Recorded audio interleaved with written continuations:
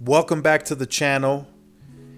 In this video, I wanted to talk about a lot of you had been asking and requesting me to make a video about how I truly feel about this new Apple One Unlimited for iPhone plan.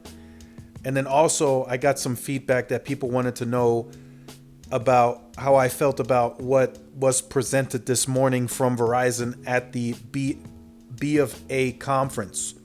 So I wanted to include that in today's video, or in this video, I should say. So you guys stay tuned. This is going to probably be a longer video.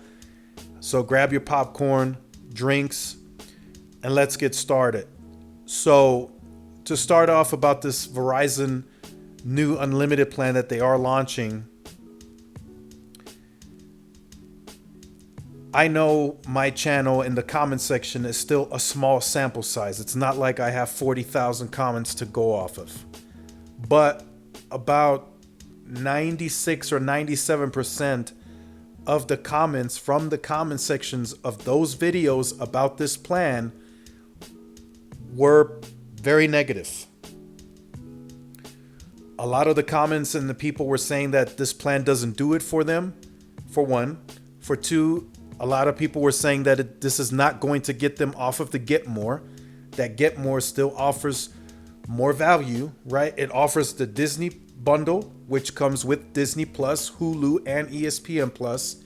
It has two of the perks included from the Apple One bundle. It comes with Apple Music, and then it comes with Apple Arcade, I believe, for 6 months. So, and then there's some cloud storage that Verizon offers, about 600 gigs, and some other things. So a lot of people were like, it's not going to move me into this new Apple plan because I get more value on the current Get More plan. And that was most of the commentary that I received. So I also want to make a quick correction in this video. So the price plan, or the pricing, is not exactly 100% in line with the Get More. A lot of you put that in the comments, so I wanted to make that correction. So it looks like for a single line customer, it is the same price point. It's the $90 price point if you include the auto pay discount.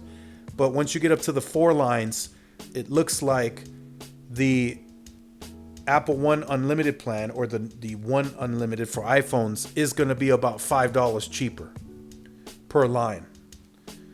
So it's $55 on the Get More for 4 lines, and on the One Unlimited for iPhones, it's $50 for 4 lines.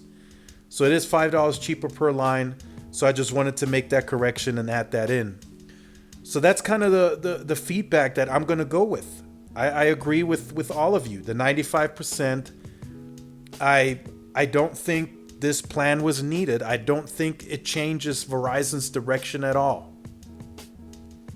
Not in the slightest. I don't think there is in this quarter, next quarter, or next year, I don't think there will be a time where 30% of AT&T's iPhone base is going to flock to this plan. I just don't see that happening. I don't think that's realistic. And I know Verizon knows that that's not realistic. What Verizon is trying to do, they're just trying to position themselves in the market as the exclusive carrier to offer these plans, right? Because nobody, and we'll get to this in the second part of the video, but Manon, the CEO of the consumer group, she said, this is exclusive to us. No one else on the wireless side is going to be able to offer this on the unlimited plans the way that we have it structured. Right? So she said nobody's going to be able to offer the Apple One on any other unlimited plan with any other carrier. And then same with the Disney bundle, according to her. That's what she stated at the conference today. So that's what Verizon's trying to position themselves as, a premium carrier that has a premium offering that you can choose. I mean, you can take this iPhone 14, right, at launch, and you can choose to put it on the Get More with this, with the value that it offers, or you could choose to put it on the One Unlimited with the Apple One perk. and that value, right? You have a choice. You can choose that, but you're gonna, like I said, it's not the exact pricing. It's $5 less, but you're still gonna pay a premium price. It's not like they decreased it by $30 or anything like that. It's $5 cheaper per line. So it's it's how you guys perceive it, the consumer. And like I said, 95% of you perceived it as a negative, that it's not going to move you. Now, I did see a few comments of people saying, well, wait a minute, this family tier costs me around $40 that I'm going to save by going to this plan. And, when this is offered and I can choose it, I'm probably going to choose it. So for those of you, it's great. It's going to be good. You're going to save that money, right? And you're going to save a couple of dollars per line by moving to it if you were on the Get More plan. So, like I said, that's kind of my take on that. I think that's what Verizon is trying to position themselves as, the premium carrier with multiple premium unlimited plans that you have choice to choose from, right? So, and that's kind of where I want to end the first part on that, because there's not much else to pull from. Like I said, the majority, and this is not just in my comment section on Reddit and other tech blogs, majority of comments are saying this plan does not do it for them. It's not going to move them. It's not anything huge. So that's the feedback that I'm getting, and that's the feedback that I'm seeing on other tech blogs. So to the second part of the video, this morning, Verizon's CEO of the consumer group, Manon, she presented at the B of A conference. And it was very interesting. As a matter of fact, I listened to it 2 times. I watched it the first time, took some notes, and then I rewatched it to make sure that I'm hearing everything, and then I get clarifications on any other questions that I may have that I didn't, maybe recall hearing correctly or such. So I watched it twice, and it was very interesting. And I think a lot of you that have messaged me saying that you either watched it or you seen the script, you were saying Verizon is lost. They're out of touch. They're not positioning themselves to win. And I agree. Like I said, I watched it 2 times. And the way they're going about this is not the right way. And once again, they are citing to want to position themselves as the premium carrier. They don't care about what AT&T and T-Mobile does. If they want to battle it out for the lowest margins, they can go ahead and do so. And that's what she was pretty much saying. She said that here at Verizon, we are going to protect our margins. Right? The money, the net income. That's what they're going to protect. And they're really positioning themselves to do so. At what cost? Right? That's going to be the big question. At what cost is them positioning themselves as the premium carrier? What's that going to cost them? And I think it's going to cost them customers. And we're seeing that. We saw it in Q1 and we saw it in Q2. The whole talk about Verizon being the best network and having the most premium network, it hasn't resulted to anything in Q1 and Q2. And they discussed and said such at this conference. And that's one of the questions that, that was asked to her. He was like, well, in the first quarter and the second quarter, the premium network didn't pan out too much. What went wrong? That's pretty much what he asked her. And I was sitting there, I was like, wow, that is a tough one to answer and rebuttal, because it is the truth. They put in the marketplace that they are the most reliable network Americans rely on and the best network according to Root Metrics, but yet they took massive losses and in the first quarter and the second quarter. So she goes on to say that, that was to be expected. They did see in the first quarter and the second quarter that they had a pricing perception. That's when they introduced the Welcome Unlimited plan, and that, they're starting to see a trend in the positive direction, but she couldn't disclose any numbers, of course, right? The quarter's still ongoing. So I'm a bit confused about that statement. For one, she also said during that conference that the third quarter, the churn is spiking, which is bad, right? That's negative. Their churn is usually stable, but she said in the third quarter it's spiking. She called it a bubble and that it would be temporary and go away. I don't think so. The other carriers are continuing to put pressure, and not only pricing pressure, just overall competitive pressure in the market. And Dish hasn't even gotten started yet. That's the proposed fourth carrier. So Dish hasn't even released anything that they're going to do at scale. So to me, her take was a complete negative. I was trying to look at it objectively and see where she was going with that. But I'm like, okay, you want to position yourself as the premium carrier. So you're adding on all this value. You're promoting it as exclusive value that no one else can offer. But yet people are still leaving you. You've had the Get More plan for a long time now. You've had all that value included in it, right? The Disney bundle, Apple Arcade, Google Play Pass, Discovery Plus, AMC, they had all that in there. And it still didn't move the needle for them. So I don't know where the Apple One perk included on the One Unlimited is going to help that.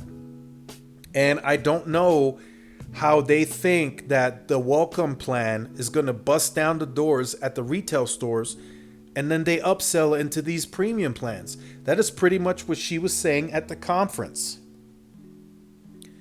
That the Welcome plan is to get foot traffic back in stores. And then for those who want to get that plan, they get it if they want to pay less. And for those that want to take advantage of the value, they're going to be upsold into the more premium plans.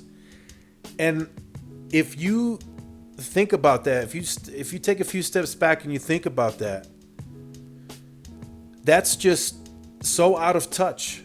People are looking for the value still, right? A premium perceived value, premium network, have the 4K streaming, the best possible experience on the network for less.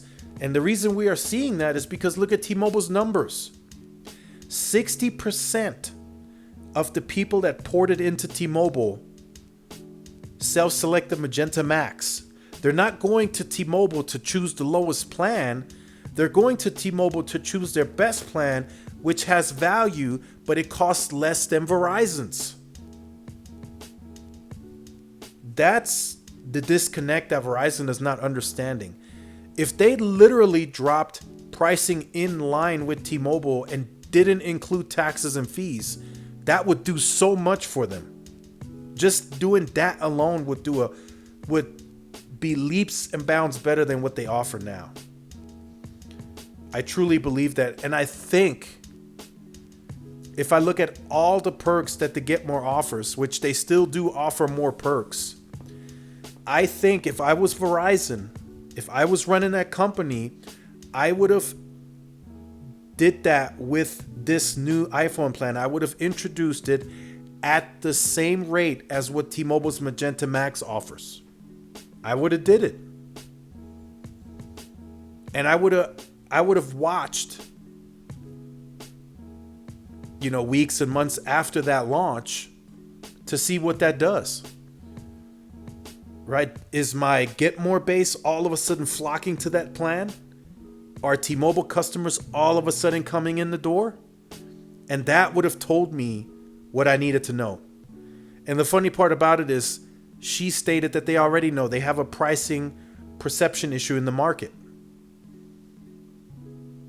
And right now in this environment, right, we're not in a full-blown recession yet, according to what's out there. So how do they expect to be recession-proof if they're already losing customers in this tough inflation environment? So they're just so out of touch. I mean, I get what they're trying to do. They're trying to position themselves as the premium brand. But the only issue with that is the network is just not that much better anymore. You can go to T-Mobile now and make a phone call, send text messages, check your emails. Right? And you could do that now at a bigger scale. You used to not be able to do that with T-Mobile. I remember 2009, 10, 11, it was you had Verizon or you were, shit out of luck.